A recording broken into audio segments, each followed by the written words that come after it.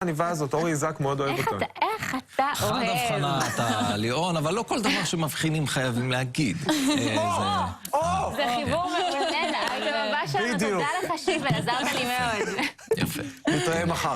שמחתי להרים. רוני, איך אנחנו איתך? שוב, בואי נזכיר למי שמצטרף אלינו עכשיו בחדשות, שאת, איפה היית באותו יום? ברחוב, הלכתי לתומי בעגלה עם התינוק הטרי שלי, בן 5 שבועות. פגשתי אישה שלא ראית הרבה זמן, ואז היא אמרה לך את המשפט הנפלא. היא אמרה לי, וואו, איך השמנת, איזה תחת נהיה לך. נורא כיף להגיד את זה שוב ולחוות את זה שוב. את צריכה דיאטה. היא אמרה ככה, במילים האלה, זה פשוט לא נתפס בעיניי כל כך תוך תפיחה קלה על האגן שלי. אוי, זו תוספת שלא הייתה לפני המבצע. אוקיי, עכשיו אמרת שבאותו רגע היית במין הלם? הייתי בשוק. האמת שהתבוססתי עם זה במשך שבוע. כל הזמן חייתי את זה, סיפרתי את זה לכולם בתור בדיחה כזה, שמשהו מצחיק שקרה לי, אבל בכנות זה מאוד מאוד מעליב, זה מאוד פוגע. גם ככה אני יודעת שמאוד השמנתי, גם ככה אני יודעת את אחרי לידה כמה זמן? 5 שבועות. 5 שבועות אחרי לידה? מה זה, 5 שבועות אחרי לידה זה... התינוק היה על הידיים, גם רואים שהוא תינוק טרי, כשהוא קטן, הוא... תראי, האמת היא שזה לא משנה אם תינוק, זה לא רלוונטי בכלל, לא אומרים דברים כאלה. אבל אולי על אחת כמה וכמה כשיש תינוק בידיים, אז את במצב יותר פגיע, אני חושבת. גם כתבתי, כן, כי אנחנו יודעות, אנחנו מרגישות, אנחנו הורמונליות, אנחנו עייפות. לא צריך להוסיף לנו עוד משהו. את יודעת את האמת, את לא צריכה שמישהו יגיד לך את האמת בשם האמת. יושבת פה גם מאיה אייזיק, שאת, נאמר, דיאטנית קלינית במרכז דעת הגוף, לטיפול באכילה רגשית. נכון. אישה ששומעת כזה משפט, צריכה כמה זמן לדעתך כדי להתאושש ממנו? זה מאוד מאוד תלוי, אבל לפעמים לוקח כמה ימים טובים להתאושש מזה. לפעמים אנחנו חושבים שאנחנו אחרי זה, אבל נשארו כמה פעורים של הרגשה רעה ומרות, וזה איכשהו... מה אומרים לאישה כזאת שסופגת כזו הערה? מה את אומרת שאת מטפלת בה? מה אני אומרת? קודם כל שאני מבינה את הכאב שלה ואת זה שהיא נפגעה. ודבר שני, אני אומרת לה שהרבה פעמים ההערות האלה, מי שמעיר אותם, זה רק אומר משהו עליהם. זה לא אומר שום דבר על מי שהעירו לו. אבל זה פה. אומרים, הפוסל במומו הפוסל. זה מה שמפריע לה עם עצמו. זה בראש. זה משהו שאת אומרת בראש אחרי, אבל עדיין המילים האלה יכולות ללכת גם אחרי שאת אומרת, זה רק מייצג אותה, והיא בטח מסתכלת על עצמה במראה ולא מרוצה ממה שהיא רואה, אז היא אומרת לאנשים אחרים. אבל זה בראש. ברגש, איך זה משפיע על אנשים ברגש? זה נוראי. זה יכול... קודם כל, זה באמת מאוד פוגע, במיוחד אם הדימוי גוף הוא שלילי מלכתחילה. וזה יכול להתבטא... זה יכול להתבטא באכילה רגשית, זה יכול להתבטא בזה שעכשיו היא תוציא את זה על הבן זוג שלה, או על המשפחה שלה, או חס וחלילה על התינוק. זאת אומרת, אנחנו בעצם, זה מלביש לנו משקפיים שליליים לכל מקום שאנחנו הולכים. ואת אומרת בעצמך, רוני, שאת רואה את זה במראה, כן. כן, אני באותו יום, ממש באותו יום במקרה, הלכתי גם לטיפת חלב, לטיפול של חודש לתינוק, ששם הם עושים, ובצדק גם מבקשים לך למלא שאלון, לבדוק שחלילה את לא סובלת מאיזושהי אלימות מילולית, פיזית, כלכלית, כל דבר אחר.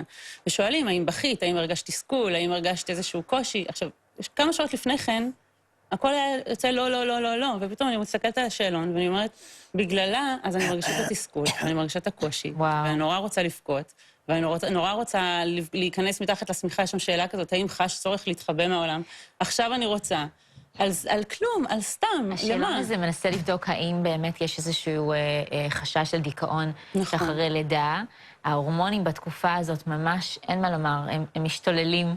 כן. זה לא פשוט נפשית. אני זוכרת, אני הייתי שם לפני כמה חודשים בסך הכל. ההורמונים, באמת, הכל מאוד מאוד רגיש. כל מילה שאומרים לך, את מיד גם מחפשת את המשמעות שמאחוריה.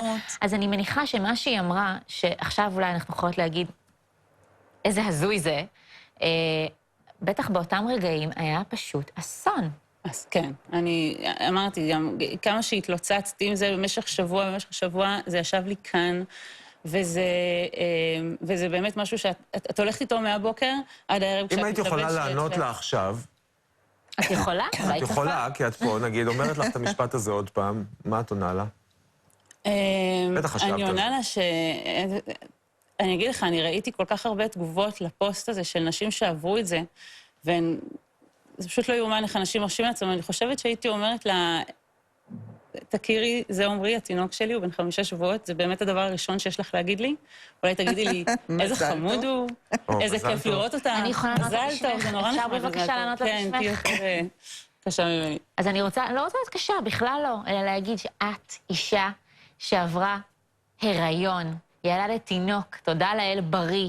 עשית באמת את הדבר שהוא בגדר נס. נכון. והגוף שלך, החזק והבריא, נשא אותו. וזה הדבר היחיד שהיא צריכה להתייחס אליו. כל דבר אחר ממש לא רלוונטי. והיא הייתה יכולה גם להוסיף מזל טוב. זה נכון. אם היא הייתה רוצה לשבח אותך, רק עוד מזל טוב וזהו, ולסיים את זה בזה. זה הדבר היחיד שאפשר להגיד לאישה אחרי לידה. בכלל, אם אתם פוגשים מישהו, אם אין לכם משהו טוב להגיד לו, אל תגידו, ואם אתם חייבים להגיד משהו, או שתמציאו, או שנחליט שבמקום שלום אומרים, את פשוט נראית מעולה. זה שנראית טוב, ומזל טוב, אני אוהבת אותה. איזה יופי, מה איתך? כן, נכון, זה גם מעולה, גאוני. איזה כיף לראות אותך, מה איתך? כן. מאיה, אני רוצה לשאול אותך, אבל למה אנחנו כל כך עסוקים ועסוקות? אני אומרת עסוקות, כי גם הרבה פעמים זה מגיע מכיוון של נשים. דווקא בגוף הנשי אחרי לידה. הרי הגוף שלנו נשא בתוכו חיים, יצר חיים חדשים. הרבה נשים מתעסקות בזה, צריך לומר, גם בין עצמן. למה? כי אנחנו נמצאים בתרבות שמעודדת ומקדשת רזון, ומעודדת ומקדשת חיצוניות. ואני יכולה להגיד לך מעבר לזה, יש נשים שלא רוצות להיכנס להיריון בגלל החרדה מאיך הגוף שלהם משתנה. מזה בדיוק. מזה בדיוק. וזה עד כדי כך, כאילו, אני חושבת על זה, עד כדי כך דפוק.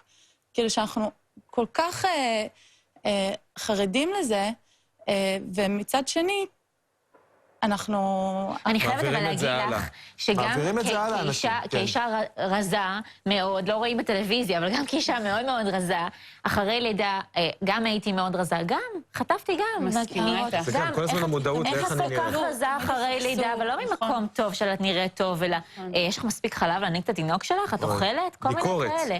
זה תמיד עם ביקורת. אז בקיצור, אנחנו אומרים, עזבו אתכם. תגיד איזה יופי. מזל טוב. מזל טוב, איזה כיף לראות אותך, מה העניינים? יופי, הלאה. תודה רבה רוני שהעלית את זה. את צריכה עזרה? משהו? כן. טוב.